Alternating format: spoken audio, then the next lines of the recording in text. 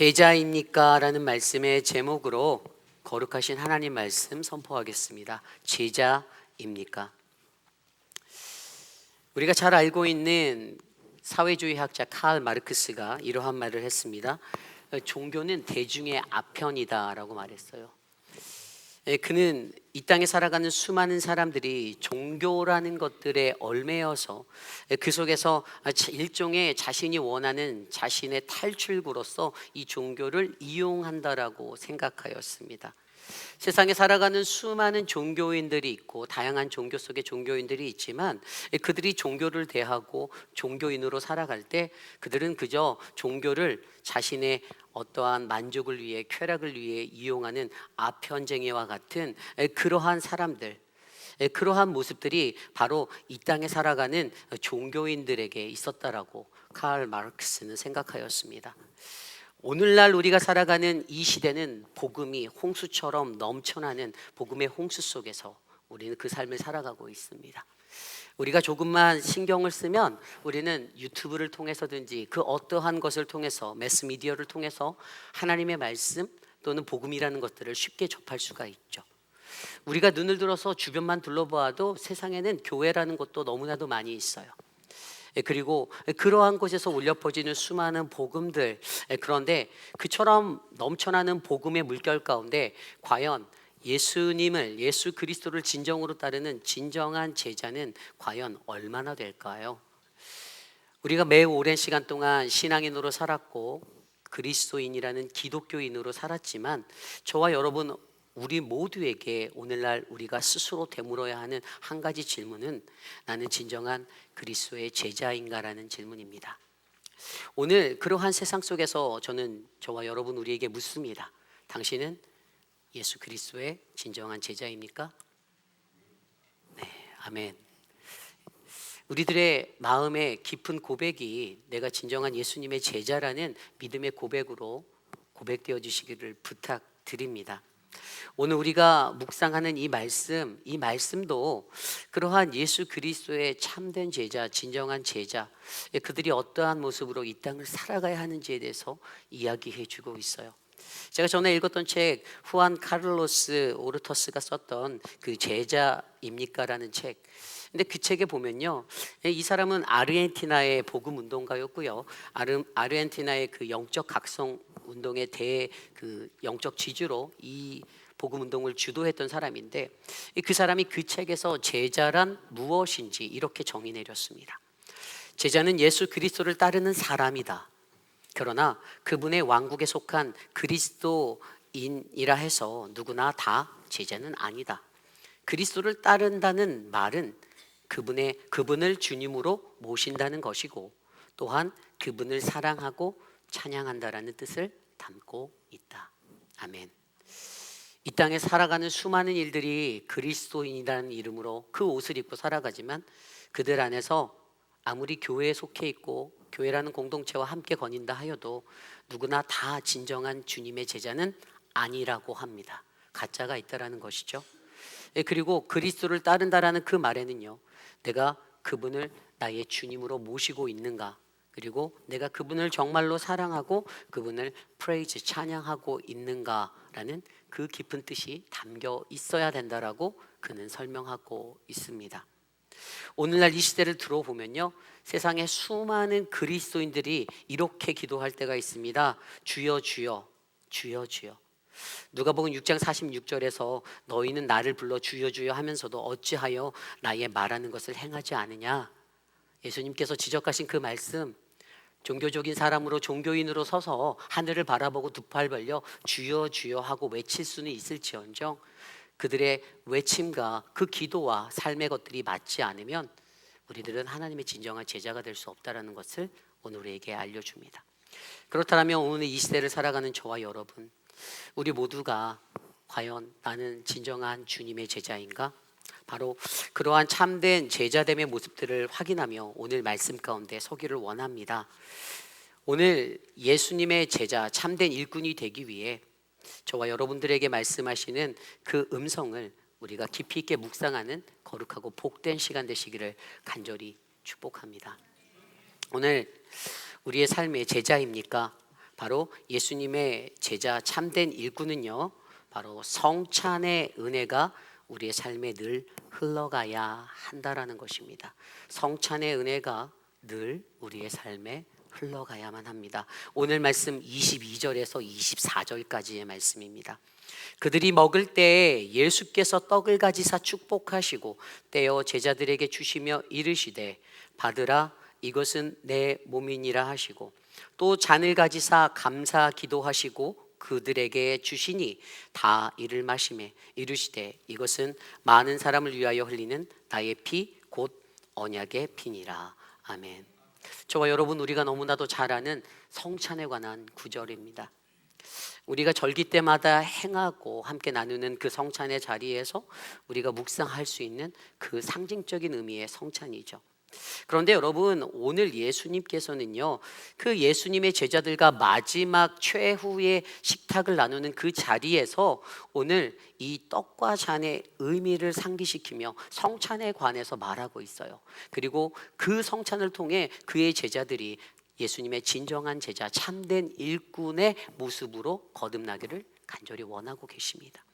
그렇다면 우리가 여기서 주목해 보아야 할 것은요, 오늘 말씀 속에서의 이 성찬의 은혜라 불리는 이 성찬은 어떠한 의미를 갖고 있는가? 좀 더 구체적으로 말씀드리면 22절의 말씀에서는요, 바로 몸의 축복에 대해서 얘기하고 있어요. 예수님께서 떡을 가지사 축복하시고, 그리고 그 뒤에 보면 제자들에게 이것을 나누어 주시면서 이것은 나의 몸이다라고 말씀하시죠. 이게 몸의 축복이에요. 떡을 떼어 나누는 것을 몸의 축복이라고 표현합니다. 그리고 그 뒤에 말씀에 보면 23절에 감사 기도하시고 잔을 가지시고 감사 기도를 하십니다. 그리고 그것에 대해서 뭐라고 말씀하십니까? 24절에 이것은 많은 사람을 위하여 흘리는 나의 피 곧 언약의 피다라고 설명하고 계십니다. 이것은 바로 피의 감사에 대해서 설명하는 거예요. 자, 그렇다면 몸의 축복과 피의 감사가 무엇인지 우리가 그 영적인 의미들을 함께 되짚어보고자 합니다. 여러분, 이 몸의 축복은 무엇입니까? 과연 무엇이 이 몸의 축복일까요? 구약 시대 때요, 그들이 성찬을 한다라고 생각할 때 그들은 어떻게 했습니까? 이 누룩 없는 떡, 이것들을 나누었던 거예요. 그죠? 그런데 이 떡을 생각하면 어떠한 것이 떠오르냐면, 유대인들에게는 그들이 출애굽하여서 애굽에서 바로 우리 조상들이 먹었던 그 고난의 떡이라 불리는 그 떡이 생각나고, 자신들의 고난의 시간과 아팠던 삶의 그 자리가 마음속에 떠오르게 되었던 것이에요. 그런데 그러한 자리에서 어떻게 하셨죠? 하나님이 그들을 건져주셨다, 출애굽하게 해주셨다. 그리고 그들이 광야에서 경험하였던 그 안에서 자신들을 영원히 먹여주셨던 만나와 메추라기를 통해서 공급해 주시는 하나님의 공급하심을 경험하고, 그들의 삶 가운데 우리를 늘 채우시고 먹이시는 하나님, 그 하나님에 대해서 그들은 기억하고 있었어요. 그런데 전통적으로 가졌던 그러한 생각들, 그러나 오늘 예수님께서는요, 그 모든 그들의 전통적인 가치관을 뛰어넘어 그들 자신에게 예수님 스스로가 계시하셔서 뭐라고 말씀하셨죠?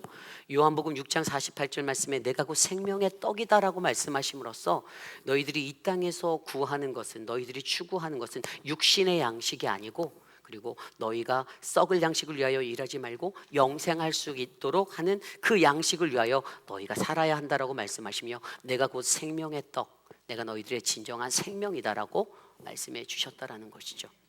그래서 이것을 통해서 우리가 이해하는 것은요, 바로 우리에게 생명 대신 예수 그리스도의 몸을 바르게 이해해야 합니다. 우리에게 생명 대신 예수 그리스도의 몸은 무엇입니까? 그것은 오늘 우리가 예배를 마치고 친교실에 넘어가서 먹게 될 육의 양식들일까요? 아니에요. 그것은 바로 하나님의 말씀입니다.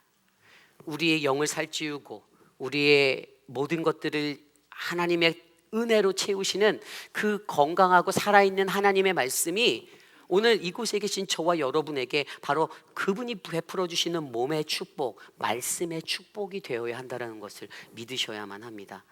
그러므로 여러분, 그가 떡을 가지고 축복하시어 떼어내어 주시는, 이것은 내 몸이다, 이 생명을 나누시는 그 하나님의 말씀 앞에 저와 여러분들이 온전히 그 썩지 않을 양식, 영생하도록 부어주는 그 양식을 받아 민감하고 또 깨어짐 있는 아주 영적으로 분별력이 있어서 활활 타오르는 성령의 불, 말씀의 뜨거움으로 우리의 삶을 감당해내시고 살아내시기를 간절히 부탁드립니다. 여러분, 이것들을 이해하기에 도움이 되는 말씀이 누가복음 24장의 말씀입니다. 누가복음 24장에 보면 엠마오로 가는 두 제자의 이야기가 나옵니다. 예수님의 부활 후에 그 예수님을 향유로 씻기기 위해서 정성껏 준비한 그걸 가지고 세 여인이 찾아가게 되죠. 막달라 마리아, 야고보의 그 어머니였던 마리아, 그리고 또 한 사람 살로메. 그런데 그 여인들이 그 광경들을 보고 비어있는 무덤을 보고 달려와서 예수님의 제자 사도들에게 그것들을 증언하였는데, 그들이 어떻게 해요? 누가복음 24장 11절에 보면 사도들은 그들의 말이 허탄한 듯이 들려 믿지 아니하였더라. 믿지 않았다라고 되어 있어요. 그리고 12절에 바로 어떻게 말씀이 이어지냐 하면 그들 중에 두 사람이 예루살렘에서 25리나 떨어진, 여러분 25리 하면요, 그러니까 심리가 4.71km니까 11.1km예요. 그 거리를 걸어서 엠마오로 향하고 있는 그 두 사람의 여정. 그런데 이 두 사람이 가면서 뭐 했을까요? 가면서 서로 이야기를 나누는데 예루살렘에서 있었던 그 일들에 관해서 서로의 생각들을 나누며 이야기를 하고 가는 거예요. 예수님이 순환을 당하고 십자가를 지시고 그리고 부활하였던, 앞서 막달라 마리아와 그 세 여인이 고백하였던 그 이야기까지 다 들어서 서로 나누며 이런 일들이 있었다라는 것들에 대해서 그들이 이야기하며 가는데, 그때 어떤 한 사람이 그들의 그들의 걸음의 여정의 동행자로 끼어드는 거예요. 그게 누구였을까요? 예수님. 그렇죠. 근데 문제는요, 그 말씀에 보면 그들의 눈이 가려져서 그인 줄을 알아보지 못했다라고 성경은 기록하고 있어요. 그들의 눈이 가려져 있었어요. 그래서 예수께서 그들에게 물으시죠. 야, 너희들이 아까 가면서 무슨 얘기한 거야? 그랬더니 그 중에 한 사람이, 아니 이 사람 보소, 예루살렘에 거주하면서 그 얘기도 못 들었어? 예수라는 사람이 십자가에서 죽었고 그 사람이 그 무덤에서 사라졌잖아. 이러한 이야기들을 하는데, 그들의 그러한 이야기를 듣다가 예수님이 그들에게 뭐라고 말씀하셨냐 하면, 미련하고 선지자들이 말한 모든 것을 더디 믿는 자들이여, 그리스도가 이런 고난을 받고 자기 영광에 들어가야 할 것이 아니냐. 그렇게 하시면서 모세가 썼던 모세오경의 이야기를 시작해서 선지자서들의 모든 구약의 이야기들을 그 가는 여정에 그 11.1km 동안 이제 풀어주시는 거예요. 그렇게 주었을 때 해가 어느 정도 지는 무렵에 그들이, 예수님은 그냥 그 길을 지나가려고 하는데 예수님께 같이 유합시다. 이 대화를 하다 보니 재밌어요. 이 사람이 뭔가 이렇게 풀어주는 말씀이 뭔가 느낌이 달라요. 그래서 좀 더 붙잡고자, 나와 함께 유합시다, 우리와 함께 유하시죠 하면서 들어가는데, 이제 그곳에서 그들과 함께 어떻게 해요? 음식을 잡수시죠. 그래서 30절에 이렇게 나옵니다. 그들과 함께 음식을 잡수실 때 떡을 가지사 축사하시고 떼어 그들에게 주시니, 31절, 그들의 눈이 밝아져 그인 줄을 알아보더니 예수는 그들에게 보이지 아니하시느니라. 아멘. 여러분, 떡의 축사의 그 능력, 바로 몸의 축복, 말씀의 축복의 능력이 바로 이러한 것입니다. 그냥 그 순간에 집례를 해서 떡을 떼서 나눠주는 이것이 우리의 눈에 보이는 현상, 어떤 떡을 떼서 나누는 것으로 보이시나요? 아니에요. 이전에 앞서서 생명의 말씀을 풀어주시고 나누어 주셨던 것들이 그들의 마음에 남아있어서 그것이 어떻게 해요? 마음에서 활활 타올라서, 그래서 여러분 32절 말씀에 그들이 서로 말하되 길에서 우리에게 말씀하시고 우리에게 성령을 풀어주실 때 우리 속에서 마음이 뜨겁지 아니하더냐라고 말합니다. 아멘. 우리의 마음 속에서, 우리의 속에서 마음이 뜨거워지지 않냐? 여러분, 말씀의 능력이란 이런 것입니다. 말씀의 축복, 바로 몸의 축복이라는, 바로 예수 그리스도라는 그 하나님의 말씀이 우리에게 온전하게 바르게 심기어지고 전달이 될 때 그 말씀을 듣는 청중의 반응, 하나님의 백성의 반응은 뜨거운 말씀의 불길로, 성령의 불길로 활활 타오르는, 내 마음속이 뜨거워지는 그 은혜를 느낄 수가 있다는 것이에요. 아마 이곳에 계신 분들 중에 그러한 은혜를 경험하신 분들이 분명히 있을 것입니다. 여러분들의 이 일생 가운데 그러한 것들을 경험한 사람이 반드시 있을 거예요. 저도 있거든요. 그 말씀이 내 마음을 파고드는 거예요. 아픈 것과도 같은 그 말씀이 나를 만지는 거예요. 그 말을 던지는 그 사람이 미워지는 듯 하다가도 그 말씀으로 인해서 내가 들여다 보이면 그 은혜로 내가 회복해야겠다라는 그 나의 자아가 발동이 되는 거예요. 하나님의 말씀을 듣고 깨달으면, 성령이 임하시면 저는 저와 여러분 우리의 마음에 그 뜨거움이 불길처럼 일어날 줄 믿습니다. 이것이 바로 말씀의 축복, 바로 몸의 축복이에요. 그렇다면 두 번째, 피해 감사는 무엇인가? 여러분, 이 피해 감사는요, 이 구약 시대 때의 제사들을 들여다보면 압니다. 그들이 대속받기 위해 어떻게 해야만 했습니까? 우리가 전에 성막 설교를 통해서 들었지만, 이 대속이라는 것은 대속죄일이라는 그 한날을 통해서 내가 내 스스로가 아닌 정해진 제사장, 대제사장을 통해서만 내가 유일하게 대속받을 수 있는 그 은혜를 받는 날, 1년에 한 번이었습니다. 그렇죠? 그래서 그들이 1년 전부터 아낌없이 예비했던 귀한 첫 번째 예물을 아끼고 잘 흠없는 것으로 가꿔서 내가 데리고 가서 어떻게 하죠? 내가 내 손으로 잡습니다. 왜죠? 그것에 배를 가르고 팔을 자르고 다리를 자르고 목을 치며 내가 느끼는 것이 무엇이죠? 쏟아지는 피를 바라보고 나의 죄가 이것이구나, 나의 죄 때문에 내가 이러한 피를 쏟는구나라는 그 고난을 느낍니다. 그런데 그렇게 대속을 받았던 그들의 제사법에는 한계성이 있었죠. 늘 문제가 있었어요. 반복적인 그 제사가 필요했습니다. 그런데 예수 그리스도를 통하여 이것이 어떻게 바뀝니까? 히브리서 7장 27절 말씀에는 피 흘림이 없은즉 사하심도 없느니라 라고 말씀하십니다.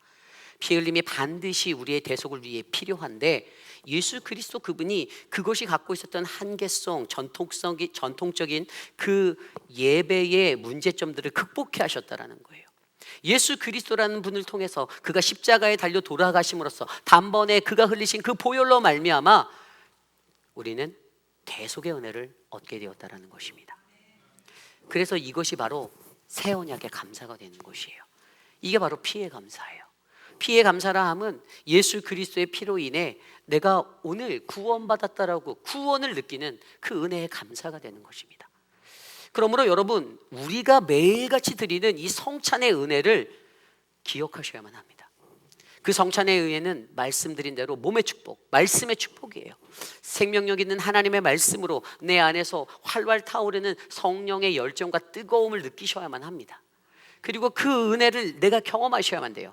그리고 피해 감사를 느끼셔야 돼요. 내 공로도 아닌, 내 노력이 아닌 오직 예수 그리스도 그분의 보혈로 말미암아 오늘 내가 죄사함을 받고 구원받는다라는 이 피해 감사.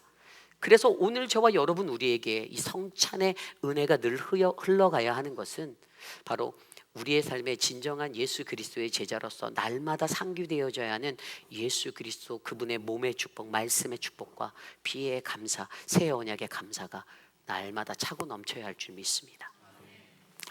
인생의 길에서 하나님을 발견할 수 있는 비결, 그것을 원하십니까? 그것은 바로 저와 여러분 우리의 삶에 성찬의 은혜가 끊어지지 아니하고 계속해서 흘러 넘쳐가는 아름다운 은혜의 삶이 되시기를 간절히 축원합니다. 여러분, 우리가 이제 다음 주면 또 성금요일에도 성찬식을 하죠. 2번 연속으로 해요. 여러분, 성찬은 1년에 몇 번 해야지 가장 적당할까요? 어떻게 알고 계십니까? 한 번 하면 될까요? 아니면 뭐 한 절기마다 한 3-4번 하면 될까요? 성경에는 어떻게 하라라고 구체적으로 나와 있지 않지만 목회자로서 제가 가지고 있는 제 신학적 관점은 성찬은 많이 하면 할수록 좋다라는 것입니다. 왜냐하면 그래야지만 그 안에서 우리가 주님이 우리를 통해 흘려보내시는 그 성찬의 은혜가 끊어지지 않아서 내가 말씀에 민감하게 그리고 그 피에 감사함으로 살아갈 수 있는 그 삶을, 신앙을 유지할 수 있기 때문이에요. 전에 우리 교회 오셨던 권혁비 목사님 그 CD 교회 가면 매주마다 성찬을 해요. 거기는요, 매주마다 시간이 엄청 걸리겠죠. 교인이 뭐 몇백 명 되니까 엄청 걸리겠죠. 그러니까 그것에 관해서 이게 어떤 시간적인 문제도 아니고요, 그냥 우리들의 신앙적인 문제라는 거예요.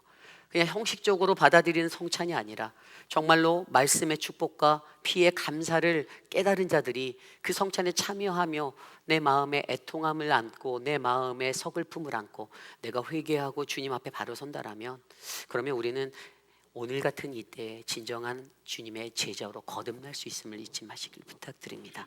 그래서 오늘 저와 여러분 우리 모두에게 우리가 진정한 예수님의 제자로 참된 일꾼이 되기 위해 바로 성찬의 은혜가 늘 흘러넘치는 아름다운 인생이 되시기를 간절히 축원합니다.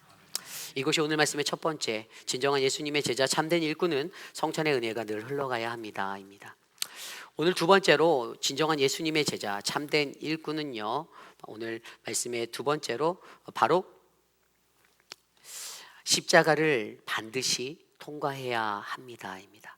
십자가를 반드시 통과해야만 한다. 오늘 말씀 27절과 28절 말씀입니다. 예수께서 제자들에게 이르시되 너희가 다 나를 버리리라. 이는 기록된 바 내가 목자를 치리니 양들이 흩어지리라 하였습니다. 그러나 내가 살아난 후에 너희보다 먼저 갈릴리로 가리라. 아멘. 좀 전에 읽어드렸던 이 말씀에는요, 예수님이 마지막 식탁의 자리에서 그들과 약속하시는 한 가지 약속이 보여요. 어떤 약속이 보이시나요? 내가 살아난 후에, 내가 부활한 후에 너희보다 먼저 갈릴리에 가 있을게. 갈릴리에서 만나자 이러시는 거예요. 제자들에게 말씀하십니다. 갈릴리에서 만나자.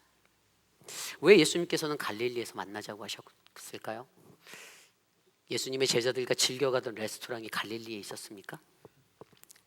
왜 예수님은 갈릴리에서 자신의 12 제자들을 향해서 그곳에서 다시 만나자라고 마지막 약속을 던지실까요? 우리는 이것을 알기 위해서 갈릴리가 어떠한 지역인지를 먼저 생각해 보아야 합니다. 성경에서는 마태복음 4장 15절 16절에 갈릴리를 이렇게 표현합니다. 스불론 땅과 납달리 땅과 요단강 저편 해변 길과 이방의 갈릴리여, 흑암에 앉은 백성의 큰 빛을 보았고 사망의 땅과 그늘에 앉은 자들에게 빛이 비치었도다 하였느니라. 아멘. 어려운 말씀인 것 같아도 간단합니다. 갈릴리라고 불리는 그 땅은요, 흑암의 땅이었고요, 사망의 땅이었고 그늘이 된 땅이었습니다. 갈릴리에는 어떤 그 지명이 들어가 있었죠? 마을이 들어 있었죠? 나사렛. 나사렛이 갈릴리 안에 들어가 있었어요. 예수님의 주된 사역지가 어디였죠? 갈릴리, 가버나움. 그 모든 동네들은요, 그들이 살아가는 유대 땅에서 아웃스탠딩 되었던 땅들은 아니에요. 말 그대로 흑암의 땅이었고요, 사망의 땅이었고 그늘진 곳이었습니다. 그런데 여러분, 우리가 이것을 지명적으로 바라보며 아 그래, 예수님이 갈릴리에서 만나기로 하셨구나, 이 갈릴리의 약속이라는 게 예수님이 내가 부활할 텐데 그때 갈릴리에서 얘들아 만나자 이랬구나라고 생각하시면 여러분, 이것은 잘못된 해석입니다. 조금 더 이 부분을 영적으로 들여다보면 예수님께서 왜 그들을 갈릴리로 초대하셨냐, 여러분 갈릴리라는 곳은요 바로 그러한 비난과 조롱과 희망이 없는 것, 절망이 쌓인 그러한 곳이에요. 그리고 그 모습을 고스란히 닮은 게 예수님이 서신 곳, 바로 십자가의 현장입니다. 예수님이 지신 그 십자가, 바로 갈릴리와 같은 그곳으로 예수님은 그의 제자들을 초대하고 있습니다. 내가 먼저 가서 십자가에 매달릴게. 너희들도 이 십자가로 나와라 라고 말씀하시는 거예요. 예수님의 제자들을 향하여서 예수님의 부탁은 내가 먼저 가서 그 십자가를 질 테니 너희도 이 십자가를 지라라고 말씀하십니다. 여러분, 저와 여러분들에게 우리가 진정한 예수님의 제자라면 우리에게 반드시 예수님이 우리에게 말씀하시는 이 음성을 들으셔야만 합니다. 2024년도 우리 교회 표가 뭡니까? Not I but Christ. 정말 어려운 것이죠. 내가 그리스도와 함께 십자가에 못 박혔나니 그런즉 이제는 내가 산 것 아니요 오직 내 안에 그리스도께서 사신 것이라. 내가 육체 가운데서 살아가는 그 나의 것들을 멈추고 그리스도 안에 산다는 게 너무나도 어렵죠. 내 정욕과 내 생각과 내가 바라는 모든 것들을 내려놓는다는 게 너무 어렵습니다. 이 세상에서 내 이성 가지고 내 육적인 것들 가지고 내 오감을 가지고 살았던 게 너무나도 습관적으로 잘 배겨 있어서 하나님의 말씀대로 움직이고 하고 싶은 거 내려놓는 거 정말 어려운 것이죠. 그래서 십자가가 어려운 것이에요. 그런데 여러분, 저와 여러분들에게 그 십자가를 향하여 오라고 하는 예수님의 이 초대, 여러분 십자가를 통과했냐 이런 거, 여러분 그냥 이것은 뭐 하나님의 사역을 할 때요 어떤 사교적인 문제, 어떤 기술적인 문제 이런 게 아닙니다. 하나님의 일을 감당할 때 제일 중요한 게 뭐냐면 십자가예요. 십자가를 통과하지 못했는데 주님의 일을 감당한다라는 게 어렵다라는 거예요. 왜냐하면 내가 원하는 것대로 끌어가고 싶어 하니까요. 그래서 가장 중요한 것은요, 어떤 상황 속에서도 하나님의 일꾼 그리스도의 제자는 반드시 십자가를 통과해야 한다라는 것들을 그의 제자들에게 말씀해 주고 계시는 거예요. 여러분, 베드로가 어떠한 삶을 살았죠? 자기 정성으로서요, 그 정성으로서 자기의 공로를 쌓아서 예수님께 붙어 있었습니다. 이게 뭔 말입니까? 그냥 기질적으로 가졌던 열심이 있었던 베드로의 모습, 그리고 나서기도 좋아했고요, 리더십도 있었던 그런 모습. 그런데 베드로가 자기의 정성으로 이 보이는 것에 그냥 그저 그 목적은 단 하나였어요. 예수 그리스도, 예수를 통해서 무언가를 세상 속에서 얻고자 했던 것입니다. 예수님이 그것을 몰랐을까요? 아니요, 저는 예수님이 알았다라고 봐요. 그래서 오늘 말씀에서도 그의 배반에 대해서 얘기하잖아요. 그렇다면 오늘 우리가 이 땅에 살아갈 때 우리가 이 땅에서 가장 중요한 것은 사명이잖아요. 사명. 그 사명을 감당하기 위해서 예수님의 제자, 진정한 사명을 가진 자가 되기 위해서 십자가를 반드시 져야 하는데, 우리가 연약하기 때문에 우리가 갈릴리로 나아갈 때, 그 십자가로 나갈 때 우리를 막는 모습에 대해서 예수님이 설명해 주고 있거든요. 그게 두 가지가 있어요. 첫 번째 모습이요, 바로 27절에 아까 읽었던 너희가 다 나를 버리리라예요. 너희가 다 나를 버리리라. 여기서 버리다라는 헬라어 단어는 스칸달리죠. 이것은 시험에 걸려 넘어지다입니다. 버리다, 걸려 넘어지다, 배척하다, 실족하다라는 단어로 쓰이는데요. 근데 오늘 이 본문에서 쓰인 것은 무엇에 걸려 넘어진 거예요? 시험에 걸려 넘어졌다라는 거예요. 예수님의 제자들에게 이르시되 너희가 다 나를 버리리라. 예수님이 십자가로 초대하면서 가장 먼저 그런데 너희들이 다 나를 버릴 거야 라고 얘기하고 있어요. 여러분, 우리에게 이 시험이 찾아오지 않기를, 또 찾아온다 하더라도 잘 극복하기를 기도합니다. 어떤 시험이었습니까? 그 뒤에 나온 게 그거죠. 이는 기록된 바 내가 목자를 치리니 양들이 흩어지리라 하였습니다. 스가랴서 13장 7절의 말씀을 인용해서 예수님이 말씀하신 거예요. 만군의 여호와가 말하노라 가라 깨어서 내 목자 내 짝되신 자를 치라. 목자를 치면 양이 흩어지려니와 작은 자들 위에는 내가 내 손을 도우리라. 아멘. 사단이 권세로 누리려고 했던, 그가 목표로 한 것, 리더를 치면 양들은 반드시 흩어진다라는 이 생각, 그래서 예수 그리스도는 반드시 죽을 수밖에 없다라는 것을 이미 알고 있었습니다. 그리고 그때 그가 십자가에 달려 돌아가실 때 어떻게 됩니까? 이 양들은 뿔뿔이 흩어질 것까지도 이미 예언해 주셨어요. 그래서 그들에게 말씀하시는 게 바로 스칸달리죠. 시험에 걸려 너희가 넘어지지 않도록 주의해야 해라고 말하고 있어요. 여러분, 이러한 모습이 저와 여러분들의 삶 가운데 하나님의 사명을 감당할 때 걸림돌이 될 수 있습니다. 하나님 일하다가 시험에 들 수 있죠. 그렇죠? 사람 때문에, 못 때문에. 그런데 잘 들여다보십시오. 그 중심에 내가 걸려 넘어지면 나의 욕망이 앞섰기 때문이 아닙니까? 하나님의 뜻이라고 확신하십니까?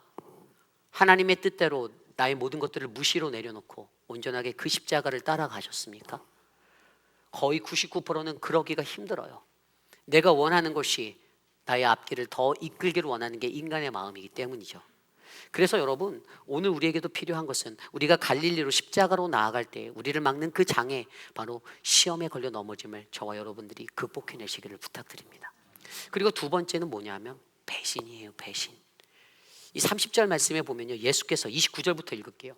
베드로가 여짜오되 다 버릴지라도 나는 그리하지 않겠나이다. 예수께서 이르시되 내가 진실로 내게 이르노니 오늘 이 밤 닭이 2번 울기 전에 내가 3번 나를 부인하리라. 31절 베드로가 힘있게 말하되 내가 주와 함께 죽을지언정 주를 부인하지 않겠나이다 하고 모든 제자들도 이와 같이 말하니라. 아멘. 베드로가 뭐라고 말합니까? 주님, 그런 일은 없습니다. 딴 사람들이 다 해도요 나는 안 할게요 라고 강력하게 얘기합니다. 그래서 예수님이 말하는 게, 야, 너 오늘 밤에, 뭐 멀지도 않아, 오늘 밤에 이제 조금 있다가 너 얼마 안 있으면 새벽 다 2번 울기 전에 네가 나 3번 부인할 거야. 그런데 목에 힘을 줘서 막 외치는 거예요. 내가 주와 함께 죽을지언정 주를 부인하지 않겠나이다. 말도 안 되는 소리 마세요. 절대 그럴 일 없어요. 그러니까 그 옆에 있던 제자들이 뭐라고 말합니까? 반사반사 그러잖아요. 제자들도 나도 그럴 수 없어요. 나도 그러지 않을 거예요. 여러분, 말은 누구나 다 할 수 있습니다. 말은요 다 할 수 있어요. 근데 우리 인간이 가진 연약함이 뭐죠?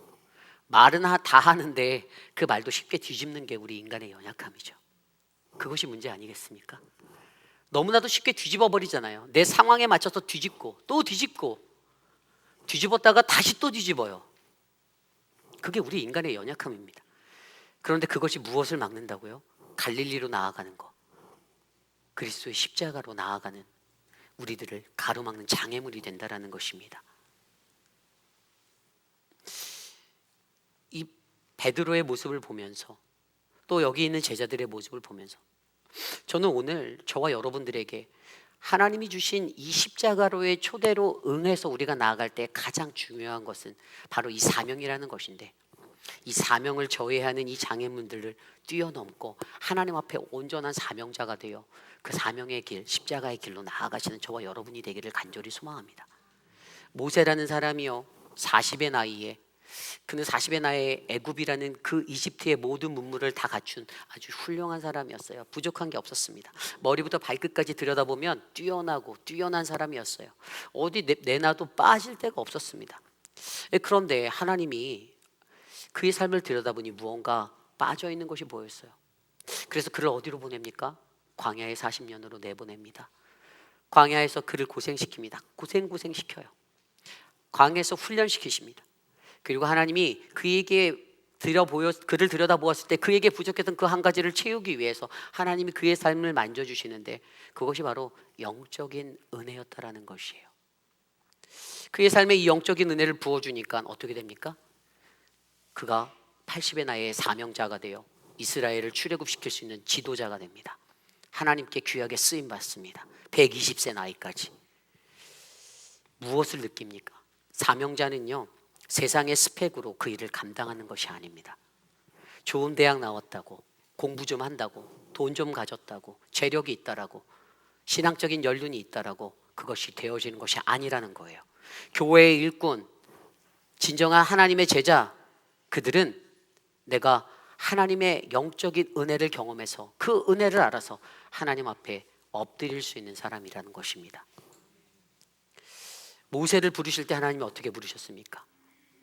활발 타오르는 그 가시떨기나무 가지에서 메말라 있던 그 가시떨기가 사그라들지 않고 타오르는 그 불길 가운데서 그를 부르셨을 때, 출애굽기 3장 5절에 내가 선 곳은 거룩한 땅이니 내 발에서 신을 벗으라.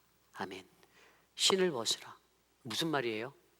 그 당시에 고대 종들이 주인 앞에서 신을 벗는, 네가 하나님 앞에서 종으로 선다라면 너의 신을 벗어.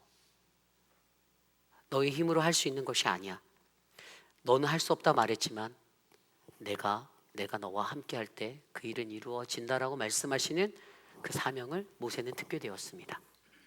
여러분, 저와 여러분, 우리의 삶에 인간적인 조건으로 우리를 일시키시는 하나님이 안 계심을 기억하시길 바랍니다.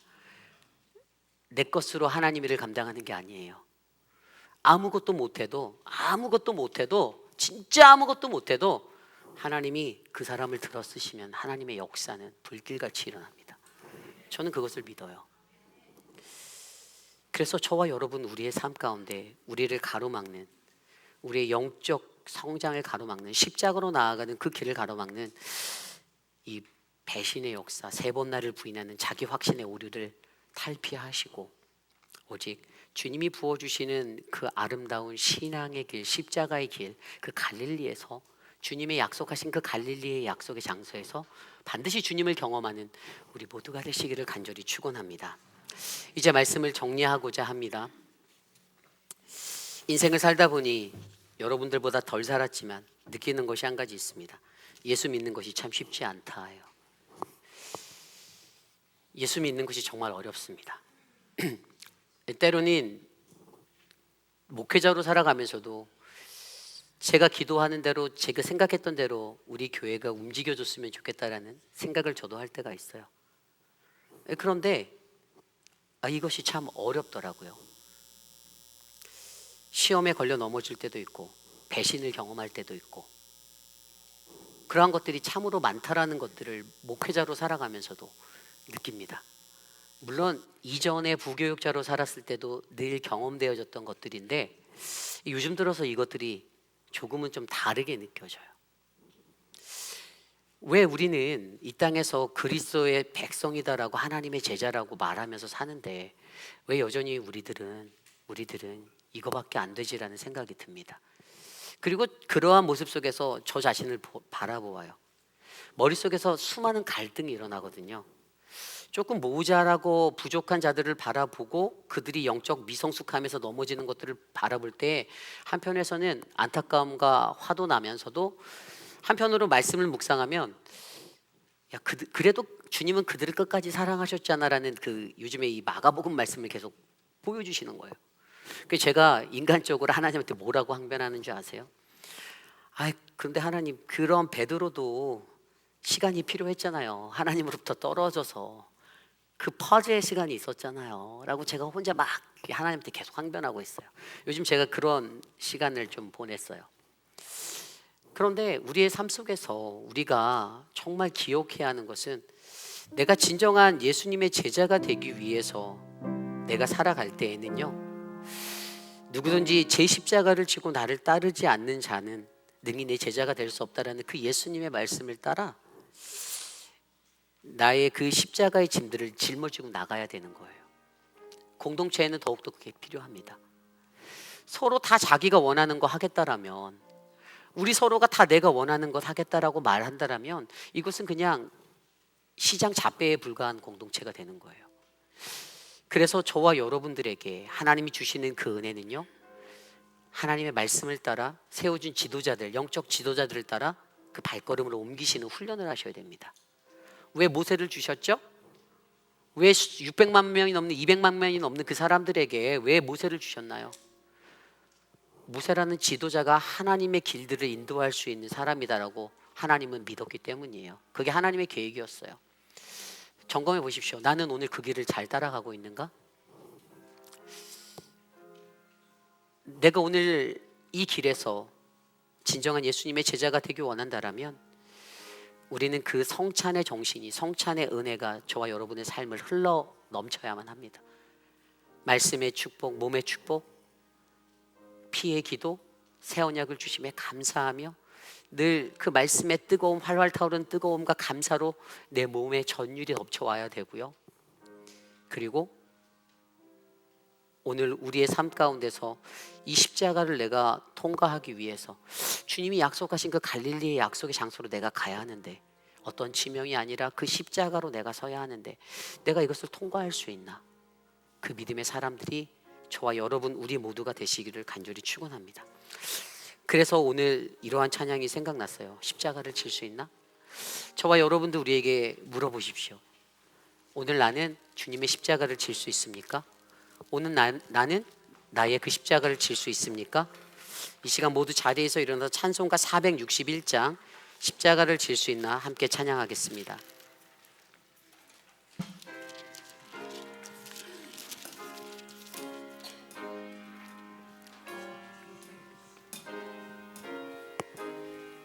십자가를 질 수 있나? 십자가를 질 수 있나? 주가 물어보실 때 죽기까지 따르오리. 죽기까지 따르오리. 성도 대답하였다. 성도 대답하였다. 다시 한번 찬양하게. 십자가를 질 수 있나? 주님이 오늘 여러분께 물어보십니다. 주가 죽기까지 따르리니? 죽기까지 따르오리. 성도 대답하였다.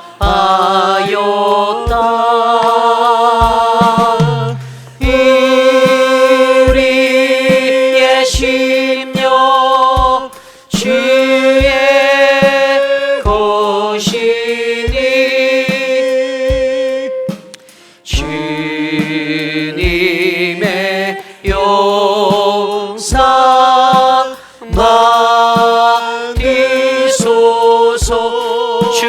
인도하심 따라 주 인도 따라 살아갈 동안 사랑과 충성 늘 같이 오리. 너는 기억할 수 있나? 너는 기억하고 있나? 구원받은 강도들, 구원받은 강도 그가 회개하였을 때 그가 회개하였을 때 낙원어라. 우리 3절 찬양할까요? 걱정 근심 얻은 그늘, 걱정 근심 얻은 그 너를 둘러 덮을 때 너를 들러 주께 내 영 맡기겠나? 주께 내 영 맡기겠나? 최우승이 믿으며 최우승이 믿으며 우리의 심령 우리의 심령 주님의 것입니다. 주의 것이니 당신의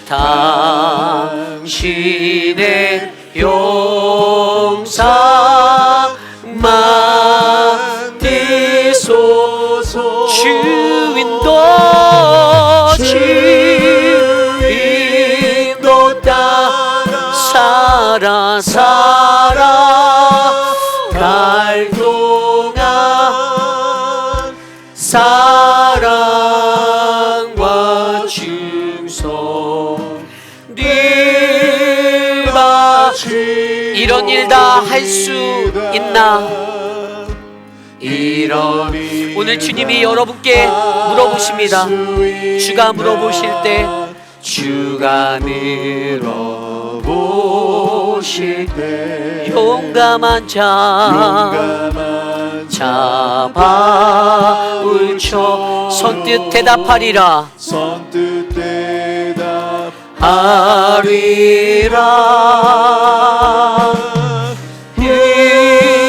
우리의 심령 주의 것이니 주님의 용상만 뒤소서. 주인도 따라 살아갈 동안 사랑과 충성 사랑과 충성 늘 우리의 심령 주님의 것이오니 우리의 심령 주의 것이니 주님의 용상만 뒤소서. 주인도 따라 살아갈 동안 사랑과 충성 늘 같이 오리라.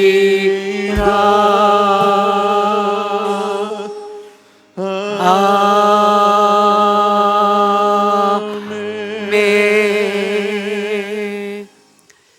참으로 존귀하신 하나님 아버지, 올해도 어김없이 사순절의 시간이 그 40일의 시간들이 이렇게 지나가고 있습니다. 하나님 종료주의를 지나며 하나님 예루살렘으로 입성하던 주님을 향하여 환호하던 그 함성이 슬픈 애통의 눈물로 바뀔 날이 이제 7일밖에 남지 않았습니다. 하나님 이번 한 주간 주님의 고난에 동참하며 하나님 새벽을 깨우고 내 삶을 깨워 주님의 말씀 앞에 서며 기도하기 원합니다. 하나님 우리 교회의 모든 예배 가운데 함께 하셔서 모두가 아프지 않고 강건하도록 하나님 지켜 주시옵소서. 하나님 사랑하는 전문자 집사님 하나님이 은혜를 주시고 하나님 새벽을 깨워 기도하는 그 마음을 하나님이 깊이 살피사 기도의 한 자락 한 자락이 하늘에 상달될 수 있도록 은혜 베풀어 주옵소서. 사랑하는 선문자 집사님 건강을 허락하여 주시길 기도합니다. 육신을 이끌고 주의 존전에 나와 예배할 때 그 마음의 은혜를 주시고 하나님의 큰 빛을 보게 하여 주시옵소서. 사랑하는 박문자 집사님의 건강을 회복시켜 주시고 하나님 그 삶에 하나님의 은혜가 가득하도록 하나님 꼭 안아 주시옵소서. 그 외에도 육신의 연약함 가운데 고통받는 수많은 분들 계십니다.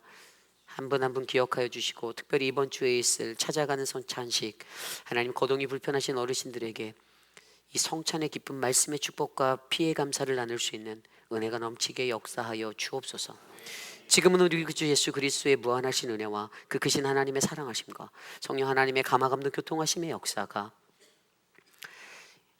이 땅 가운데 거하며 나는 진정한 주님의 제자인지 아니면 무늬만 갖춘 그리스도인의 옷을 입고 살아가는 그러한 존재인지를 돌아보며 예수님의 마지막 그 만찬의 자리에서 제자들에게 나누신 그 은혜의 부탁, 우리의 삶의 성찬의 은혜가 끊이지 않는 것들, 말씀의 축복과 피해 감사를 하는 것들을 되새기고 그리고 나의 삶에 하나님을 향하여 십자가를 향하여 한 걸음 한 걸음 나아가는 이 십자가의 통과의 그 사명을 잊지 않은 우리 모두를 주님께 드리며 주님 내가 주님의 고난에 동참하겠습니다.